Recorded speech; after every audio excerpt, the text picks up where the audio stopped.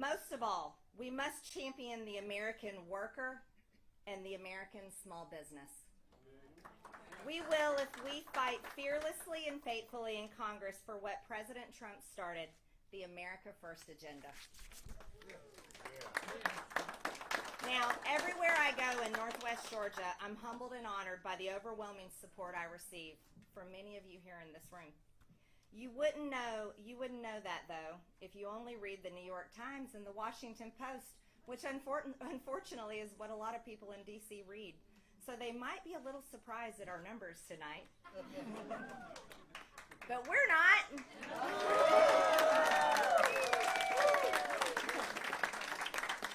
Now, I want to tell you this. I'm blessed and I'm constantly overwhelmed by the thousands of letters, cards, voicemails, and emails we receive, not only from right here at home, but from every state in America, but most of all, beloved Georgia. It's just my home state, and I love Georgia so much. My enemies on both the left and the right will never admit it out loud, but I've become one of the most effective members in Congress for the Republican Party. Simply by one thing, you guys, demanding that our party fight for our values of our voters, not the interests of corporate donors or Washington insiders.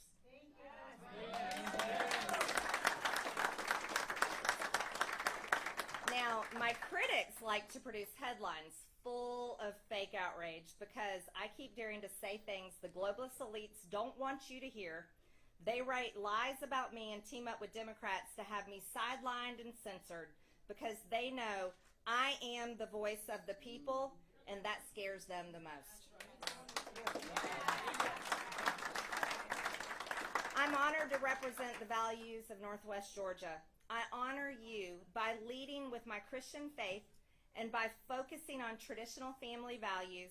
I believe in putting American workers and American small businesses first. I received a record number of votes from Northwest Georgians on November 3rd in 2020, and I took that sign from you all seriously. I got to work, and even before being sworn in, by leading the congressional objection to Joe Biden's fraudulent electoral votes on the House floor. That was important. Now, since then, I've kept my campaign promises to all of you. I fight every day in every way I can to stop the Democrats' communist agenda. One way I've done that is by calling for roll call votes, putting Congress on record. Now, by demanding transparency and forcing Congress to vote on record, I've defeated radical bills like Squad member Cori Bush's bill to allow felons to vote in jail. That should never happen. But we stopped it. That's more than any top-ranking Republican accomplished on any House committee. Not only that, I filed America First legislation. I've authored legislation to preserve and protect our Second Amendment. I've offered bills to impeach Joe Biden 4 times. Bills to fire Dr. Anthony Fauci. Bills to expel insurrectionist Maxine Waters. Bills to eliminate the ATF. Bills to ban vaccine mandates, and bills to secure our southern border and finish President Trump's wall. I even released my own congressional oversight report on my visit to the Washington, D.C. jail, which currently houses January 6th pretrial defendants, still to this day. My report revealed the horrific conditions they face. I called for an end to the abuse of pretrial defendants and for the termination of the person overseeing their care, Deputy Warden Kathleen Landerkin. I've hit a few roadblocks on the way, perhaps because the Washington elites realized that I would always put you, the voters, first. Just after I was sworn in, Democrats recognized me as the biggest threat to their communist agenda in Congress and made me their #1 target. We can remember all those news stories. Well, they kicked me off committees, not just Democrats, but unfortunately 11 Republicans, because they knew I wasn't going to go along with their America Last establishment agenda. They kick me off because they realize, you know what? I'm just like you. I'm a proud American, and I'm tired of the business as usual in the swamp. Now, to tell you the truth, in the current 117th Congress, committees are useless for Republicans. Republicans are in the minority, and Nancy Pelosi rules Congress with an iron fist. GOP bills and amendments are rejected and hardly see the light of day. But that won't last forever. When Republicans take back the majority in 2022, it's going to be a different story. I'll be back on committees. You can count on that. Our party will have the power to make those committees useful and hold Democrats in the deep state who have put our country through hell accountable. I ran for Congress in 2020 because I was sick and tired of Republicans doing absolutely nothing, even when they're put in charge. Holding hands with Democrats got us here. What are we, over $30 trillion in debt now? It's a shame. I'm running for re-election because my work to put people over politicians is just beginning. Failed leaders like Mitch McConnell and neocons like Dan Crenshaw, who, by the way, I think is in Ukraine and probably visiting Davos with Klaus Schwab, are eager to work with Democrats to pass Joe Biden's America Last agenda. They reject the priorities of grassroots conservatives, but so long as I'm in Congress, you will always have a voice. You will always have a champion working for each and every single one of you.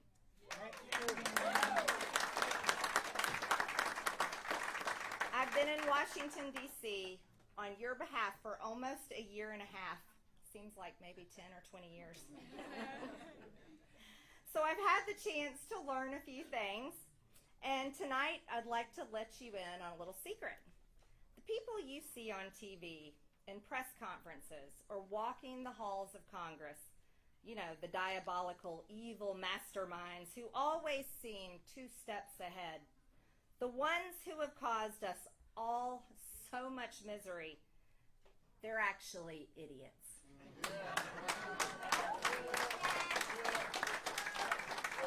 Surprise! But you already knew that. The only reason they get away with the things they get away with is because Republicans haven't stood up to them. When the elites wield the power of the state against patriots, they can be terrifying. I'm shocked at the cruel and illegal treatment of many nonviolent January 6th protesters, while over 95% of Antifa and Black Lives Matter domestic terrorists had their charges dropped.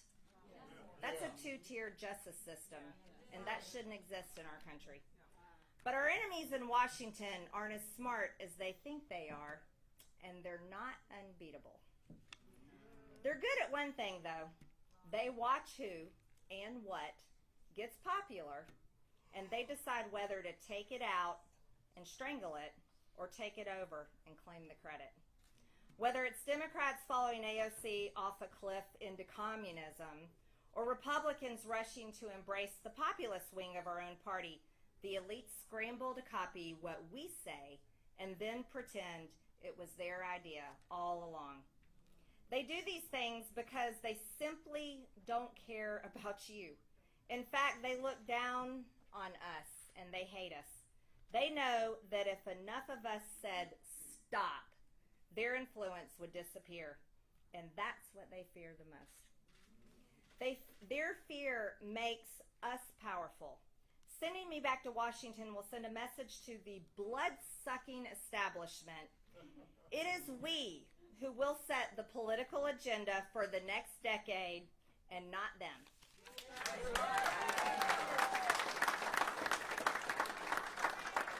You see, it's the elites that don't have any true affinity for the country they govern.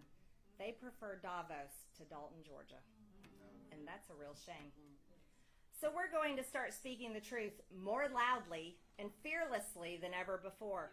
We're going to work together, and we're going to take our country back.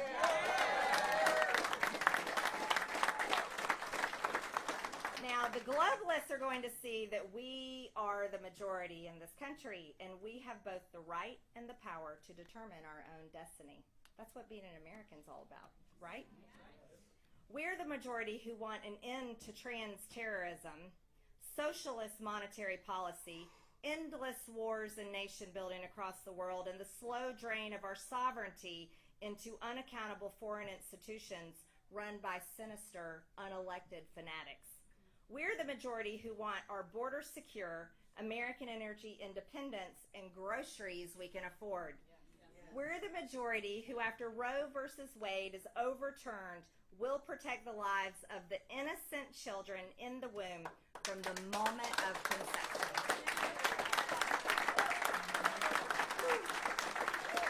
We're the majority who, when we put our minds to it, can wreck the Democrats' plans for their terrifying ministry of truth and send Nina Jankowicz scuttling back to the karaoke bar where she belongs. We're the majority who even now still wants to see Hillary Clinton in jail.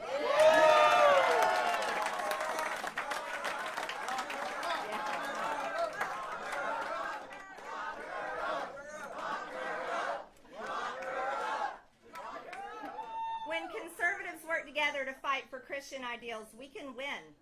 We've proven it. We can join hands to defy Democrat horrors, whether it's evil social engineering in our daughters' locker rooms, communism in the halls of Congress, or the DOJ harassing and intimidating parents at our school boards. The Republican Party has no choice but to fall in line, and they will and they want to. I can already see changes happening in Washington. Think tanks and political consultants and academics are starting to admit that the neocon project was a mistake and that globalism has gone too far and gone on too long. They're rebranding themselves populist and nationalist and America first. I don't have faith in the character or integrity of a lot of these slimy people, but I do believe in their sense of self-preservation. Believe me, they know how to survive. So when we take back the House, I believe the Republican Party will come to its senses and once again begin to reflect the priorities of ordinary working American families who have for so long been ridiculed, ignored, and taken for granted. We'll never forget being called a basket full of deplorables, right? Because I believe that we're on the verge of a great American revival. A revival so enormous and so profound that no one will be able to stand in its way. I believe that this revival of faith, family, and freedom, a revival of Christian morals and constitutional values, is ours to welcome in if we want it. I'm convinced that the establishment in Washington knows this too. They know that America's patience for tyranny, communism, child abuse, the murder of the unborn, corporations and teachers grooming our kids, and politically weaponized law enforcement agencies is at an end. The era of mandates and lockdowns and jabs and censorship and lies is ending because the American people will no longer tolerate their government declaring war on its own citizens and our own values. Every politician says that an upcoming election is the most important one ever. Most of the time, that's not true. They're just trying to get people out to vote. But there is a storm brewing in our nation today. Hail and thunder are coming for the elites who despise us and who want us to eat the bugs, drink the poop water, and live in the pods and own nothing, yet somehow be happy. I'm sorry, do any of you want that future? No. So Bill Gates, no. Y'all don't want his fake Petri dish meat? No. Beyond Meat or something? No. In 2016, this nation came together to show the Hollywood elites and university professors and lying news reporters that we hold the power of self-governance. We reminded them that they are not in charge, we are. We elected Donald J. Trump. And We will make an American revival possible just when it seemed as though our nation might be lost to faceless bureaucrats, European commissions, the World Health Organization, and the World Economic Forum. Tonight I'm calling on you to help me continue the America First movement and commit to rebuilding a happier, healthier, more law-abiding, more caring, and more morally accountable America, in which we respect God and His plans for us, and in which we protect the future of our children and our grandchildren. And so, my friends, although tonight is a celebration, it's also an invitation. We're at the start of something here in 2022. Some people are describing it as a return of some 2016 energy. Here in Georgia's 14th District, you have power to affect change nationally in a way many other Americans don't.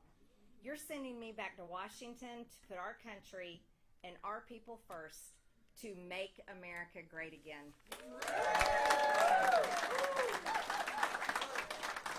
You and me, working together, can succeed in a place that fails you every single day.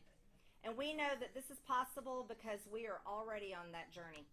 I will continue to speak the truth and fight back against the uniparty in Washington, D.C. Together, we will hold their feet to the fire. Together, we can inspire the rest of America to be just like Northwest Georgia and elect people who will fight for you in Washington, D.C.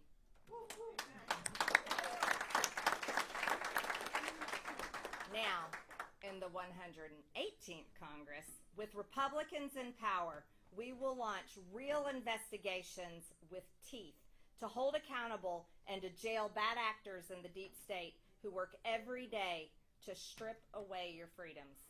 We will finish President Trump's border wall and secure our southern border.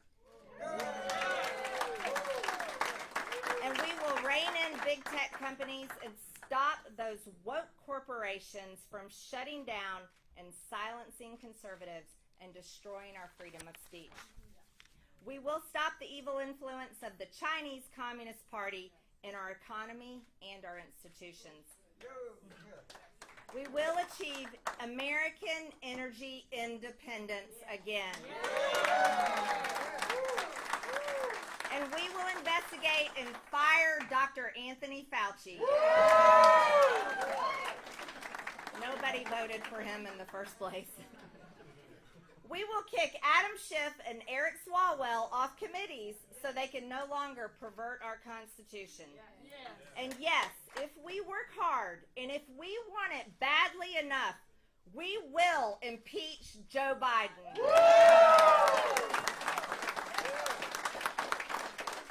As many of you know, I have a great relationship with President Trump. He's my favorite president, after all.